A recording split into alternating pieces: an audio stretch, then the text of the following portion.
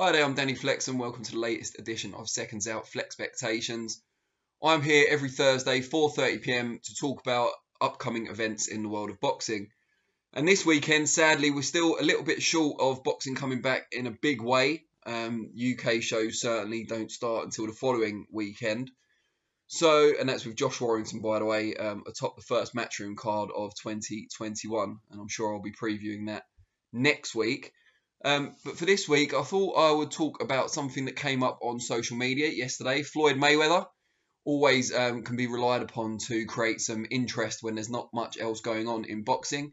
He announced his vague future plans, and they include not only fighting Logan Paul, which we already knew about, but Logan's younger brother Jake, and then 50 Cent, the rap star and later creator and driving force behind Power, amongst many other things. So let's kind of take this a step at a time.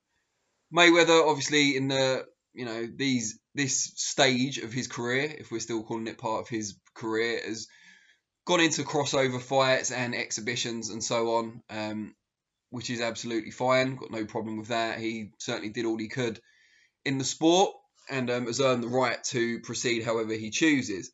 Now, he was supposed to fight Logan Paul in a couple of weeks' time, actually, and it was postponed. Initially, the reported reason was a lack of interest, which Logan Paul went on a podcast recently and denied that, saying that the card had broken all sorts of pre-sale pay-per-view records. I mean, I'm not sure how high the previous record was for pre-sale pay-per-views. Anyone in the TV industry will tell you that pay-per-view boxing usually sold. The vast majority of buys are usually done on the week of the fight. And the fight, when it was postponed, or the exhibition rather, between Mayweather and Paul, when it was postponed, still had several weeks to go. Nevertheless, Logan feels it was tracking to be a record-breaking event, but was quite vague about the reasons for the postponement, talking about COVID difficulties. Not sure what that means, but apparently it's going to be postponed until they can get a near-capacity crowd in to watch it, which again is absolutely fine. There's plenty of boxing going on in February anyway, legitimate boxing that we can afford to wait. But Mayweather seems to want to go on some sort of exhibition tour now, rather than just the odd event every couple of years. That seems to be the case. He's obviously seen some of the money generated by the likes of Mike Tyson and Roy Jones Jr. going at it, and wants a slice of that lucrative pie. Who can blame him?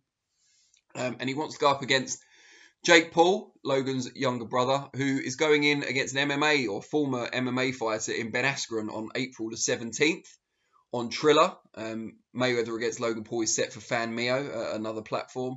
It's funny, these platforms I'd never heard of 2 years ago are suddenly springing up, but there's obviously a lot of cash to be made.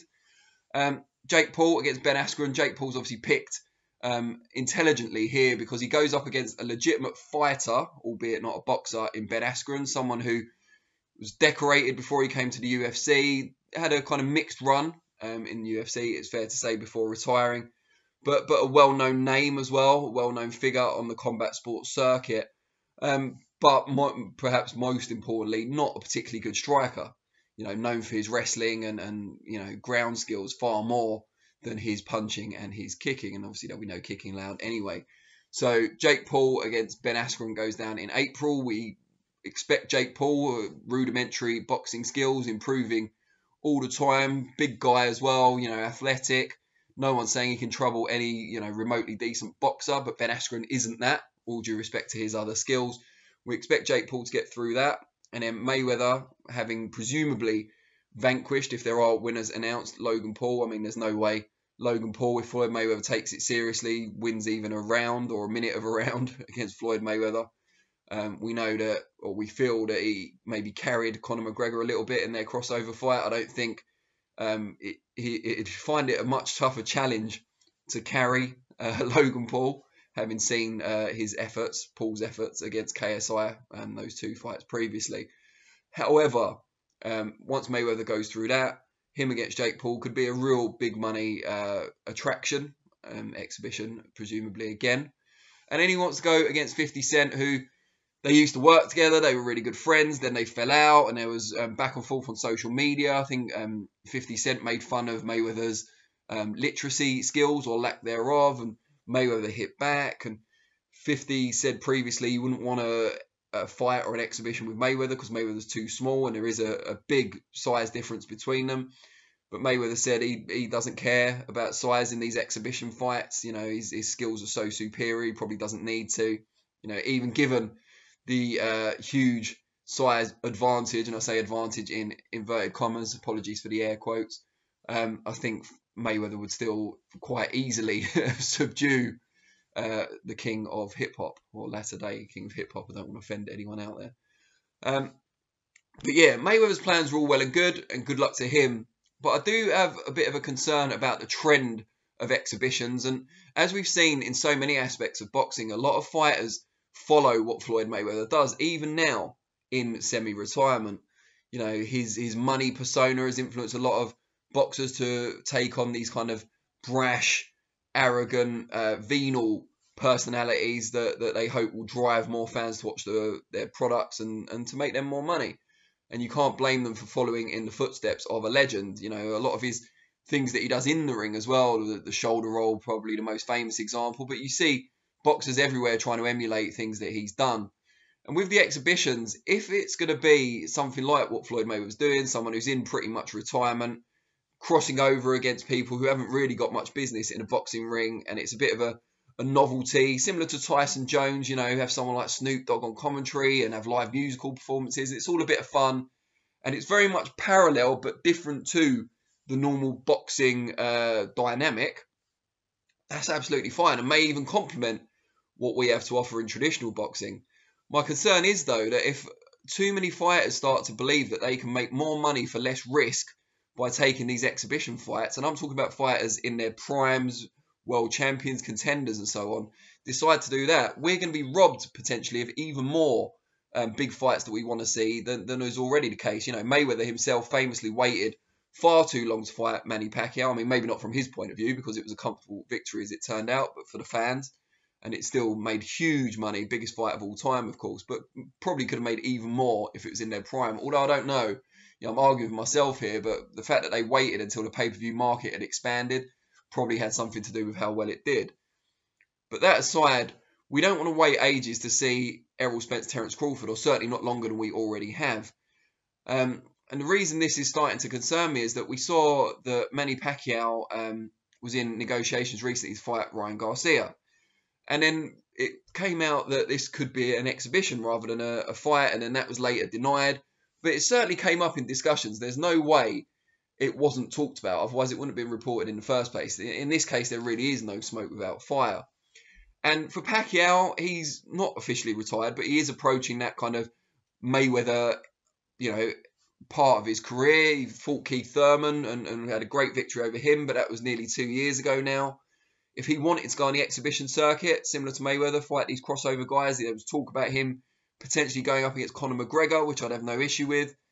Good for him. But against someone like Ryan Garcia in what could be a legitimately interesting fight if it wasn't an exhibition, I wouldn't want to see that contested under exhibition rules. It robs fans of a great fight because they won't be going full force, they'll be wearing bigger gloves, etc., etc. But it also robs us of seeing Ryan Garcia, who's an up-and-coming contender who can be in lots of, you know, really interesting and lucrative fights in normal boxing, traditional boxing, from fighting some of these guys like a Tank Davis, like a Teofimo Lopez. And I don't want that. And that's a trend that could continue, because if you're Ryan Garcia, who's you know, a budding superstar, he's, you know, got a big name already, and you're offered a legend like Manny Pacquiao under exhibition rules, so it doesn't go on your record, you stay unbeaten even if you, you know, again, air quotes, lose to a living legend, you don't really lose much in terms of your status. In fact, you're exposed to an even bigger audience than you already have. So you can understand why a fighter, even in their prime, even on the verge of a world title shot, would be tempted by an exhibition contest instead. But for boxing fans and the sport in general, it's not necessarily a good thing, because while it might bring more eyes to the traditional sport, and I've never really been sold on that argument since KSI Logan Paul 2, which was, you know, we were told putting pro boxers on the undercard, we'd inherit that audience. Don't think there's been any evidence that that's occurred, and there was no evidence that it was going to beforehand. It was just wishful thinking on the part of the people who had an interest in the promotion. I think the negative is that we're selling this idea influenced by Mayweather as usual to these young fighters that you can make more money for less risk, and that's already something that Mayweather's epitomised, particularly towards the end of his career, but even more so now with exhibitions rather than real fights. And Mayweather's at an age and a stage where he can do that, but I don't want to see guys like Ryan Garcia and guys on the cusp of world title shots deciding it's an easier route and a more lucrative, fruitful route to go down the exhibition path.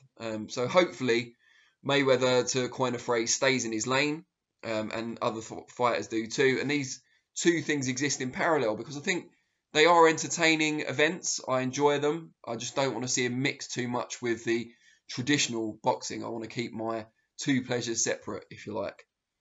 But what do you guys think? Of Mayweather's intentions for his next 3 exhibitions, but more importantly for the impact of those exhibitions and events like them on traditional boxing. Is it a threat, not just to the viewership, but to the fighters and the big fights that we really want to see?